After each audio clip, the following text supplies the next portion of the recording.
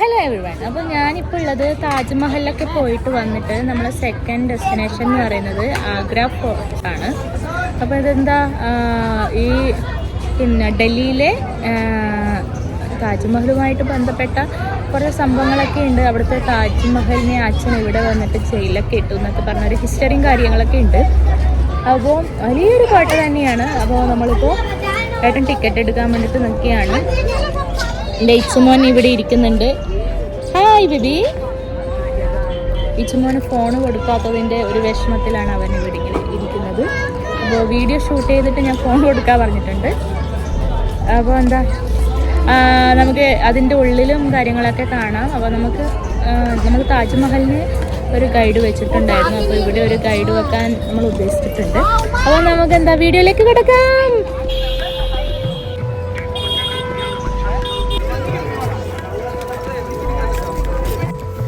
അധിനിവേശങ്ങളും കോട്ടകളും കൊണ്ട് അടയാളപ്പെടുത്തിയ ഒരു യുഗം. അവിടെ ശക്തിയെ പ്രതീകപ്പെടുത്തിയത് വലിയ കൊട്ടാരങ്ങളും വലിയ കോട്ടകളുമാണ്. ആ കാലഘട്ടത്തിലാണ് ആഗ്ര കോട്ട നിർമ്മിക്കപ്പെട്ടത്. അങ്ങനെ നമ്മൾ ടിക്കറ്റ് എടുത്തിട്ട് അതിൻ്റെ ഉള്ളിൽ കയറണം. അപ്പോൾ ചെക്കിംഗ് ഒക്കെ ഉണ്ട്. നമ്മുടെ ബാഗൊക്കെ ചെക്ക് ചെയ്തു. അപ്പോൾ അതിൻ്റെ ഉള്ളിലേക്ക് കയറാൻ ടിക്കറ്റ് വേണം. അപ്പോൾ നമുക്ക് ഇതിൻ്റെ ഉള്ളിൽ എന്താണെന്നും കാര്യങ്ങളൊക്കെ നോക്കാം. കോട്ടക്കൽ എപ്പോഴും ശക്തരുടെ പ്രത്യാവകാശമായിരുന്നു. ഇപ്പോഴും അങ്ങനെ തന്നെ. ഭരണാധികാരിയെയും ഭരിക്കുന്നവരുടെയും വേർതിരിക്കുന്ന ശാഖ. അതിശക്തമായ ഗോപുരങ്ങളും അതിശക്തമായ മുഖങ്ങളും ഏറ്റവും ധീരരിൽ ഭയവും വിസ്മയവും ജനിപ്പിക്കുന്നു. എന്നിരുന്നാലും ഭയാനകമായ പ്രതികൂല സാഹചര്യങ്ങളെ അതിജീവിച്ച് ചരിത്രത്തിൽ തങ്ങളുടെ മുദ്ര പതിപ്പിച്ച ചുരുക്കം ചിലർ മാത്രമേ ഉണ്ടായിരുന്നുള്ളൂ. അത് ഇപ്പോഴും നിലനിൽക്കുന്നു. വീര്യത്തിൻ്റെ അടയാളമായി നിർമ്മിച്ച ഘടനകൾ, അത്തരം അതിശക്തമായ കെട്ടിടങ്ങൾ പിടിച്ചെടുത്ത് നശിപ്പിച്ച് നിർമ്മിച്ച ധീരരായ പുരുഷന്മാരുടെയും സ്ത്രീകളുടെയും മനക്കരുത്തിനെയും ശൗര്യത്തെയും നമ്മെ ഓർമ്മിപ്പിക്കുന്നു.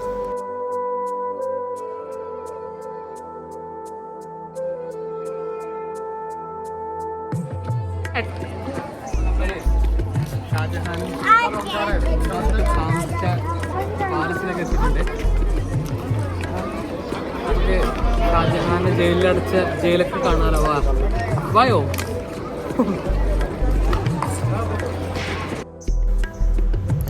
ലാൽ ഖില, ഫോർട്ട് റൂഷ് അല്ലെങ്കിൽ ഖുല ഇ അക്ബാരി എന്നറിയപ്പെടുന്ന ആഗ്ര കോട്ട അന്നത്തെ മുഗൾ സുൽത്താനേറ്റിൻ്റെ തലസ്ഥാനമായ ആഗ്ര നഗരത്തിൻ്റെ പ്രത്യേകതയാണ്.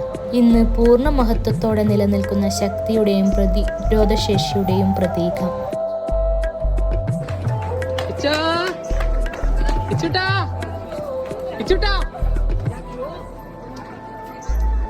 ആഗ്ര കോട്ടയിലേക്കുള്ള പ്രവേശനം അമർ സിംഗ് ഗേറ്റിലൂടെ മാത്രമേ അനുവദിക്കൂ.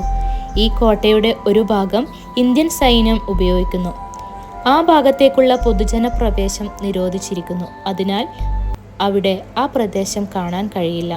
എന്നിരുന്നാലും ഈ കോട്ട വളരെ വിശാലവും സന്ദർശിക്കേണ്ട നിരവധി കെട്ടിടങ്ങളും ഉൾക്കൊള്ളുന്നതുമാണ്. അതിനാൽ നിങ്ങൾക്ക് അവ നന്നായി പരിശോധിക്കാൻ കഴിയും. ആഗ്ര കോട്ട സന്ദർശിക്കുമ്പോൾ നിങ്ങൾക്ക് ദിവാൻ ഇ അം അല്ലെങ്കിൽ പൊതുജനങ്ങളുടെ ഹാൾ കാണാൻ കഴിയും.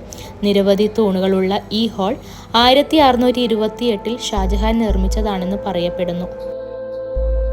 മുഗൾ ചക്രവർത്തി ഉണ്ടാക്കിയൊരു പാലസാണ്. ഇതിലൊരു 200ഓളം മുറികൾ ഷാജഹാന് വേണ്ടിയിട്ട് താജ്മഹൽ യൂസ് ചെയ്യുന്നത് മാർബിൾ കൊണ്ട് യൂസ് ചെയ്തിട്ടായിരുന്നു. പക്ഷേ ബ്രിട്ടീഷുകാരുടെ വാറിനിടയിൽ ആ 200 റൂമിൽ ഇപ്പോൾ ആകെ 30 റൂം മാത്രമേ ബാക്കിയുള്ളൂ. അതുണ്ട് ഇവിടെ. ഓക്കെ.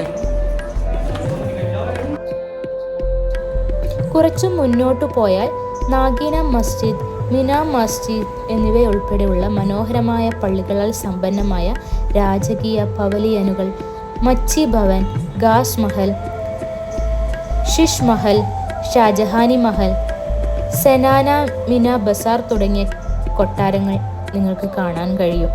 ആഗ്ര കോട്ട സന്ദർശിക്കുമ്പോൾ സങ്കീർണമായ കൊത്തുപണികളും അതിൻ്റെ നിർമ്മാണത്തിൽ ഉപയോഗിക്കുന്ന ശുദ്ധമായ മാർബിളുകളും നിങ്ങളെ ആകർഷിക്കും. കൂടാതെ പവലിയനുകളുടെ ബാൽക്കണിയിൽ നിന്നുള്ള യമുന നദിയുടെ താജ്മഹലിൻ്റെയും അതിമനോഹരമായ കാഴ്ചകൾ നിങ്ങളെ പൂർണ്ണമായും മയക്കും.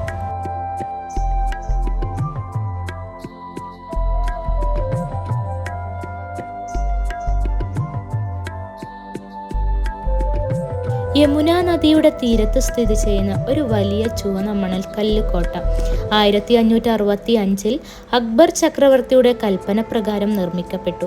തുടർന്ന് അദ്ദേഹത്തിന്റെ ചെറുമകനായ ഷാജഹാൻ ഇത് വീണ്ടും നിർമ്മിച്ചു. അർദ്ധവൃത്താകൃതിയിലുള്ള ഈ കോട്ടയ്ക്ക് ചുറ്റും 24.4 മീറ്റർ ഉയരമുള്ള ഒരു കോട്ട മതിലും ഉണ്ട്. പ്രധാനമായും ഒരു സൈനിക ഘടനയായിട്ടാണ് ഈ കോട്ട നിർമ്മിച്ചത്. അതിന്റെ ചില ഭാഗങ്ങൾ ഇപ്പോഴും ഇന്ത്യൻ സൈന്യത്തിന്റെ നിയന്ത്രണത്തിലാണ്. ഷാജഹാൻ ഇതിനെ കൊട്ടാരമാക്കി മാറ്റി. പിന്നീട് 1658 അദ്ദേഹത്തിന്റെ മകൻ ഔറംഗസേബ് അധികാരം പിടിച്ചതിനു ശേഷം 8 വർഷത്തേക്ക് ഇത് അദ്ദേഹത്തിന്റെ സ്വർണം പൂശിയ ജയിലായി മാറി. വിശാലമായ ഭൂഗർഭ ഭാഗങ്ങൾ ഉൾപ്പെടെ നിരവധി കെട്ടിടങ്ങൾ കോട്ടയിലുണ്ട്. തെക്കുള്ള അമർ സിംഗ് ഗേറ്റ് മാത്രമാണ് പ്രധാന കവാടം. ഇവിടെ നിന്ന് നേരെ വലിയ മോത്തി മസ്ജിദിലേക്ക് ഒരു പാത നയിക്കുന്നു. ഇതിന് തൊട്ടുമുമ്പ് തുറന്ന ദിവാൻ ഇ അം ഉണ്ട്. അവിടെ ഷാജഹാൻ ആളുകളുടെ ആക്ഷേപങ്ങളോ പ്രശ്നങ്ങളോ ശ്രദ്ധിച്ചു. ദിവാനിയം സിംഹാസനത്തിന്റെ ഇടതുവശത്തുള്ള ഒരു ചെറിയ ഗോവണി ഒരു വലിയ മുറ്റത്തേക്ക് നയിക്കുന്നു. ഇടതുവശത്ത് മനോഹരമായ ഒരു വെളുത്ത മാർബിൾ നാഗിന മസ്ജിദ് ഉണ്ട്. കോട്ടയ്ക്കുള്ളിൽ കാണേണ്ട മറ്റു സ്ഥലങ്ങൾ ഇവയാണ്.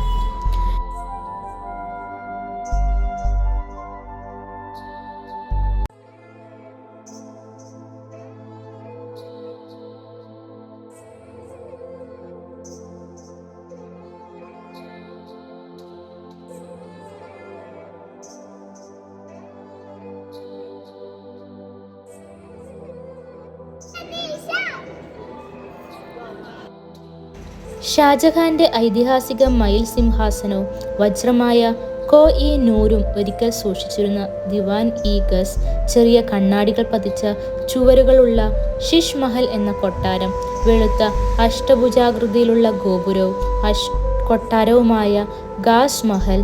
കോട്ടയുടെ തെക്ക് ഭാഗത്തായി അക്ബർ തന്റെ മകൻ ജംഹാഗീറിനു വേണ്ടി നിർമ്മിച്ച ഒരു വലിയ ചുവന്ന മണൽക്കല്ല് ജഹാംഗീർ കൊട്ടാരവും ഉണ്ട്.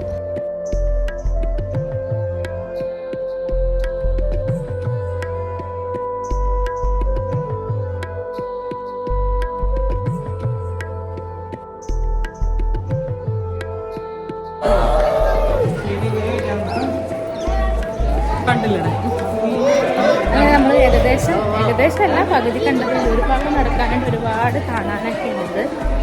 പകുതിയൊക്കെ കണ്ടിട്ട് നമ്മൾ അങ്ങനെ മടങ്ങുന്നു.